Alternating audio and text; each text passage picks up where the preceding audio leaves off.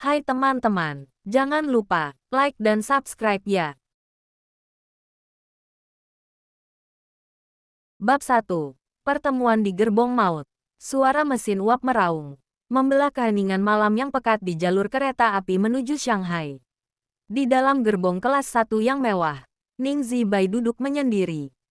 Cahaya lampu minyak yang temaram memantul pada kacamata berbingkai emas yang ia kenakan. Di pangkuannya, sebuah jurnal kedokteran dari Universitas Heidelberg terbuka, penuh dengan catatan pinggir yang rapi. Zibai menghela napas, merapikan setelan tuit gaya barat yang ia kenakan. 10 tahun di Jerman telah mengubahnya menjadi wanita yang rasional dan dingin, jauh dari bayang-bayang gadis kecil keluarga Ning yang rapuh. Shanghai sudah dekat, batinnya. Ia tidak sabar untuk segera membangun laboratorium farmasi impiannya, jauh dari hiruk-pikuk politik yang mulai memanas di daratan Tiongkok. Tiba-tiba, sebuah guncangan hebat terjadi, bukan karena rel yang rusak, melainkan suara dentuman keras dari gerbong belakang. Dor, dor, Zibai tersentak. Kepanikan mulai terdengar dari lorong kereta. Teriakan histeris dan derap langkah kaki sepatu bot militer yang berat mendekat ke arah biliknya. Sebelum ia sempat mengunci pintu, kayu mahoni itu terbanting terbuka. Seorang pria ambruk masuk ke dalam ruangannya. Zibai refleks berdiri. Tangannya mencengkeram tas medis kecil yang selalu ia bawa. Pria itu mengenakan seragam militer berwarna hijau tua yang kaku, dengan lencana bintang perak di kerahnya. Wajahnya tegas dengan garis rahang yang keras, namun saat ini tampak pucat pasi. Darah segar merembes cepat dari bahu kirinya, membasahi kain seragamnya hingga menghitam. "Jangan berteriak," desis pria itu. Suaranya rendah dan penuh otoritas, meski ia sedang berada di ambang kesadaran. Tangannya yang kasar mencengkeram pergelangan kaki Zibai, menahan agar wanita itu tidak lari. Zibai menatap mata pria itu, mata yang tajam seperti elang. Bahkan di saat maut mengintai, tidak ada rasa takut di sana, hanya kemarahan yang membara. "Aku seorang dokter, maksudku, apoteker, lepaskan. Aku akan membantumu," ujar Zibai dengan suara setenang mungkin, meski jantungnya berdegup kencang. Pria itu perlahan melonggarkan cengkeramannya, menatap Zibai dengan tatapan yang sulit diartikan. Ia seolah sedang mencari sesuatu di wajah wanita itu. Di bawah lampu yang bergoyang, pandangan pria itu jatuh pada leher Zibai, tepatnya pada sebuah tanda lahir kecil berbentuk titik merah di belakang telinganya. Pupil mata pria itu melebar sesaat. "Itu dia," gumamnya nyaris tak terdengar sebelum kepalanya terkulai lemas di atas lantai kayu kereta. Zibai tidak membuang waktu. Ia berlutut di samping pria asing itu. Dengan cekatan, ia mengeluarkan botol alkohol dan perban dari tasnya. Ia merobek seragam pria itu dengan pisau kecil, menyingkap luka tembak yang cukup dalam. "Siapa kau sebenarnya?" bisik Zibai sambil membersihkan luka tersebut. Di luar, suara pengejaran masih terdengar. "Cari dia, dia tidak mungkin lari jauh dengan luka seperti itu," teriak seorang tentara dari lorong. Zibai membeku. Ia tahu jika ia membantu pria ini, ia bisa dituduh sebagai pemberontak. Namun, sumpah profesinya tak membiarkannya membiarkan nyawa hilang di depan mata. Ia menarik tirai jendela gerbong, mematikan lampu minyak, dan terus bekerja di dalam kegelapan, hanya mengandalkan inderanya dan cahaya bulan yang samar. Ia tidak menyadari bahwa pria yang sedang ia selamatkan adalah Duan Yanze, Panglima Perang Wilayah Utara yang dikenal sebagai iblis berdarah dingin. Dan ia juga tidak menyadari bahwa bagi Yanze, pertemuan ini bukanlah sebuah kebetulan, melainkan takdir yang telah ia tunggu selama 15 tahun. Bab 2. Hutang Nyawa. Bayaran Raga. Pagi itu, Shanghai diselimuti kabut tipis. Kereta api akhirnya berhenti di stasiun. Namun suasana mencekam. Tentara-tentara berseragam abu-abu melakukan penggeledahan ketat di setiap gerbong. Namun, pria yang diselamatkan Zibai semalam telah menghilang sebelum fajar menyingsing, meninggalkan kursi kosong dan noda darah yang telah dibersihkan Zibai dengan sisa alkoholnya. Zibai pulang ke kediaman keluarga Ning dengan perasaan gundah. Ayahnya, Ning Soushan, menyambutnya dengan wajah pucat, bukan dengan pelukan hangat. "Zibai, syukurlah kau kembali tepat waktu," bisik ayahnya dengan suara gemetar. Di ruang tamu keluarga yang luas, aroma cerutu yang mahal tercium menyengat. Zibai mengernyitkan dahi. Ia melihat barisan pria berseragam militer berdiri tegak di sepanjang koridor rumahnya. Di tengah ruangan, duduk seorang pria dengan kaki jenjang yang menyilang, mengenakan seragam kebesaran yang berbeda dari tentara biasa. Bahu kirinya dibalut kain putih yang terlihat di balik bukaan kemejanya. Itu dia, pria dari kereta semalam. Kau, Zibai tertahan di ambang pintu. Pria itu berdiri, tanpa kacamata dan dalam cahaya siang hari. Sosoknya terlihat jauh lebih mengintimidasi. Badannya tegap, wajahnya tampan namun dingin seperti pahatan es. Nama saya Duan Yanze, ucapnya dengan nada tenang namun setiap katanya terasa seperti perintah. Dan aku datang untuk menagih hutang nyawa. Aku menyelamatkanmu sebagai seorang tenaga medis. Aku tidak butuh imbalan, jawab Zibai tegas, berusaha menyembunyikan getaran di tangannya. Duan Yanze berjalan mendekat. Langkah sepatunya yang berat berdentum di atas lantai kayu. Ia berhenti tepat di depan Zibai, membuat wanita itu harus mendongak. Yanze sedikit menunduk, mendekatkan wajahnya ke telinga Zibai hingga wanita itu bisa merasakan hembusan napasnya. Tapi aku ingin memberimu imbalan. Keamanan untuk keluarga Ning, atau kehancurannya. Pilihannya ada padamu, Nona Ning. Zibai mundur selangkah. Apa maksudmu? Menikahlah denganku. Jadilah nyonya di kediaman jenderal, ujar Yanze. Matanya berkilat penuh obsesi. Jika kau menolak, aku tidak bisa menjamin ayahmu akan tetap memiliki izin usaha farmasinya besok pagi. Atau lebih buruk lagi, aku bisa saja menganggap keluarga Ning menyembunyikan buronan semalam. Itu pemerasan. Kau bajingan tidak tahu terima kasih, teriak Zibai. Wajahnya memerah karena amarah. Ayah Zibai bersimpuh di lantai, memegang ujung gaun putrinya. Zibai, tolonglah. Dia adalah penguasa baru di wilayah ini. Jangan melawan dia. Yanze tersenyum tipis, senyum yang tidak mencapai matanya. Ia merogoh saku seragamnya dan mengeluarkan sebuah benda kecil, sebuah kancing baju milik Zibai yang terjatuh di kereta semalam. Kau mengenalku sebagai orang asing di kereta, tapi aku mengenalmu sejak kau masih setinggi pinggangku. Saat kau memberikan separuh roti mantaumu kepada seorang pengemis kecil yang dipukuli di pasar, bisik Yanze. Zibai tertegun. Ingatan samar tentang masa kecilnya berkelebat. Seorang anak laki-laki dengan luka di wajah yang pernah ia tolong. Apakah itu dia? Aku tidak pernah lupa, Zibai. Dan sekarang, aku sudah cukup kuat untuk mengambil apa yang seharusnya menjadi milikku sejak dulu. Yanze berbalik, memberikan tanda kepada ajudannya. Siapkan upacara dalam 3 hari.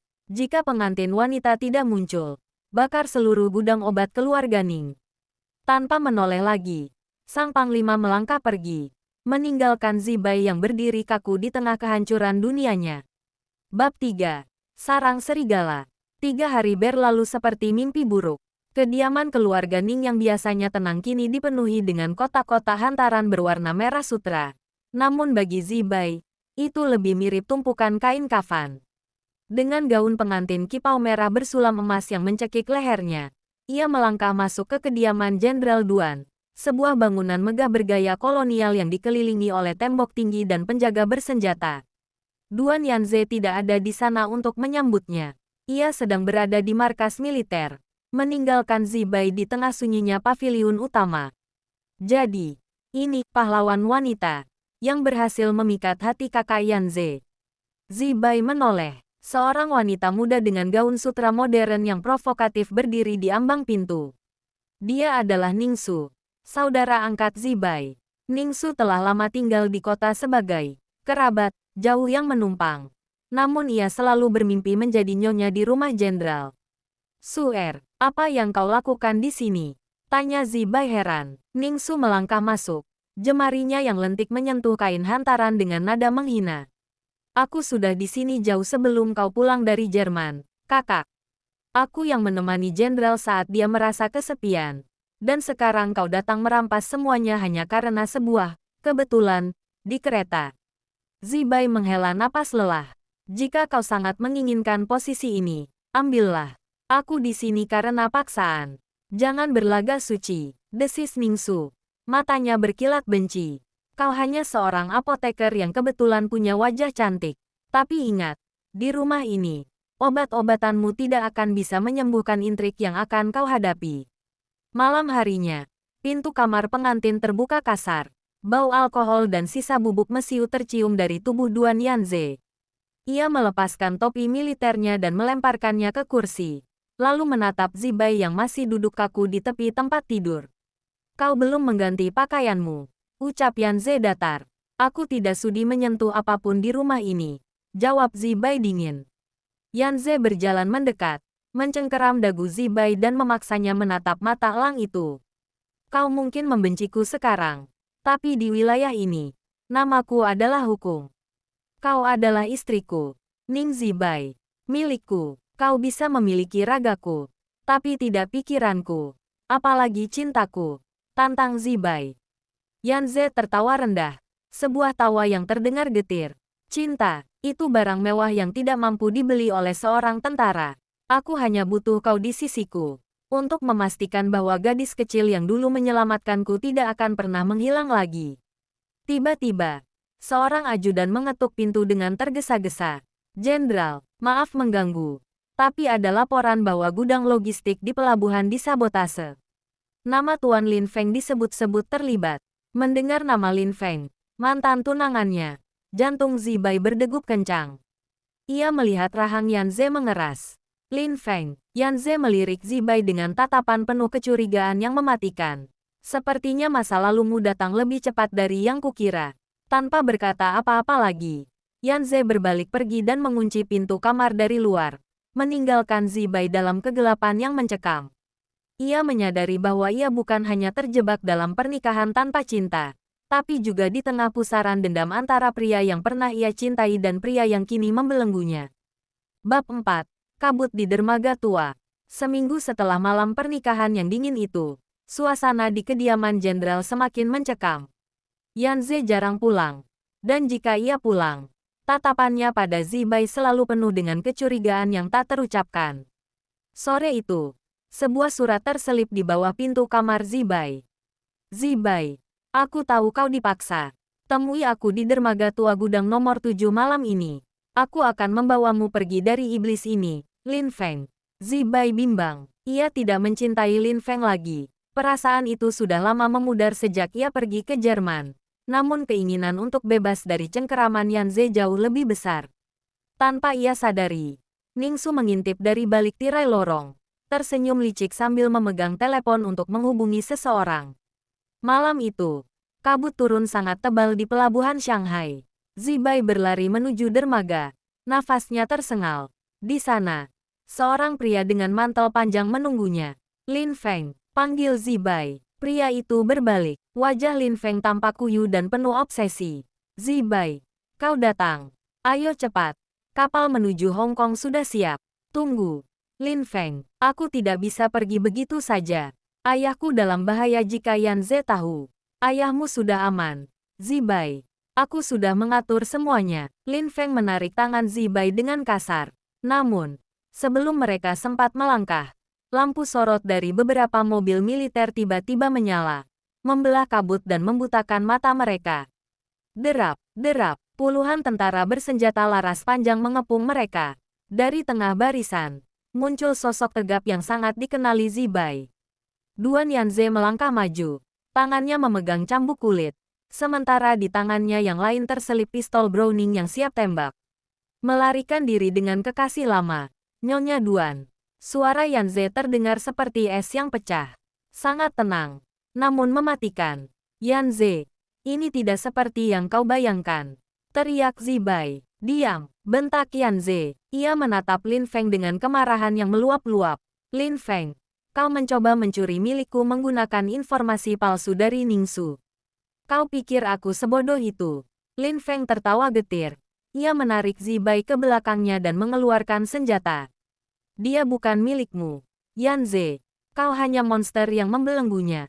Zibai panik. Lin Feng, letakkan senjatamu. Namun terlambat. Lin Feng, yang sudah kehilangan akal sehatnya karena cemburu dan tekanan, mengarahkan moncong pistolnya tepat ke arah Yanze. Jika aku tidak bisa memilikinya, maka kau pun tidak boleh. Lin Feng menarik pelatuk. Dor, Zibai memejamkan mata. Namun ia tidak merasakan sakit. Saat ia membuka mata, ia melihat tubuh tegap Yan Ze berdiri di depannya sebagai perisai manusia. Peluru itu menghantam dada bagian atas Yan Ze. Tidak, jerit Zibai. Yan Ze tidak tumbang. Meski darah mulai membasahi seragamnya, ia masih sempat melepaskan tembakan balasan yang mengenai lengan Lin Feng hingga pistolnya terlepas. Para prajurit segera meringkus Lin Feng yang mengerang kesakitan. Yan Ze berbalik perlahan, menatap Zibai dengan tatapan yang kini tidak lagi dingin, melainkan penuh luka, bukan karena peluru, tapi karena pengkhianatan yang ia sangka terjadi. Kau benar-benar ingin pergi dariku, bisik Yan Ze lirih. Suaranya bergetar sebelum akhirnya ia jatuh bertumpu pada satu lutut. Darah merah segar mengalir deras dari dadanya. Zibai jatuh bersimpuh, menangkap tubuh pria itu. Tidak, Yan Ze, bodoh. Kenapa kau melompat di depanku? Aku dokter. Aku tahu ini luka yang parah. Jangan bicara lagi. Di bawah remang lampu dermaga dan deru ombak, Zibai menyadari sesuatu yang menyakitkan. Ia membenci pria ini karena telah memaksanya. Namun ia jauh lebih membenci dirinya sendiri jika pria ini harus mati demi melindunginya. Bab 5. Akhir yang indah di tengah kekacauan. Suasana di dalam ambulans militer sangat kacau. Suara sirene meraung, bersahutan dengan dentuman meriam dari kejauhan, tanda bahwa pasukan musuh mulai menyerang perbatasan Shanghai. Namun, bagi Zibai, dunia seolah menyempit hanya pada sosok pria yang terbaring lemah di depannya. Cepat, tekan lukanya, teriak Zibai pada ajudan yang gemetar. Tangannya sendiri bersimbah darah, mencoba menjepit pembuluh darah Yan Ze yang pecah dengan alat seadanya. Yan Ze membuka matanya sedikit, menatap wajah Zibai yang penuh air mata dan keringat. Zibai, pergilah ke pelabuhan. Kapal itu masih bisa membawamu, bisiknya dengan sisa tenaga. Diam, Duan Yan Ze. Kau tidak punya hak memerintahku sekarang, bentak Zibai sambil menangis. Kau memaksaku masuk ke hidupmu. Jadi kau harus bertanggung jawab untuk tetap hidup. Setibanya di rumah sakit lapangan, Zibai mengambil alih. Ia melepaskan gaun pengantinnya yang sudah kotor dan mengenakan jubah putih dokter. Di tengah kekurangan obat-obatan karena perang, ia menggunakan ramuan farmasi eksperimental yang ia kembangkan sendiri untuk menghentikan infeksi. 3 hari 2 malam ia tidak tidur.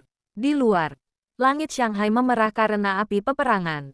Ning Su, yang mencoba melarikan diri dengan membawa harta keluarga, tertangkap oleh tentara musuh, sementara Lin Feng dideportasi sebagai pengkhianat.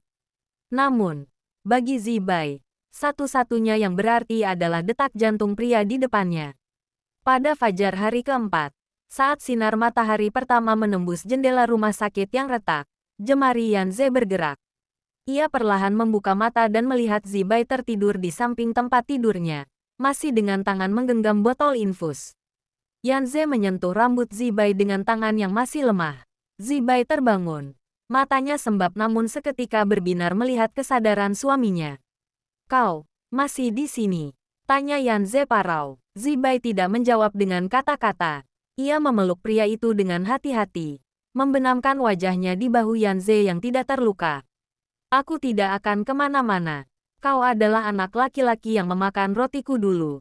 Dan kau adalah pria bodoh yang menerima peluru untukku. Aku baru sadar bahwa aku sudah memaafkanmu sejak lama. Yan Ze tersenyum. Kali ini sebuah senyuman yang tulus dan hangat, yang menghapus segala kedinginan di wajahnya. Aku berjanji, Zibai, setelah perang ini usai, aku tidak akan menjadikanku tawanan lagi.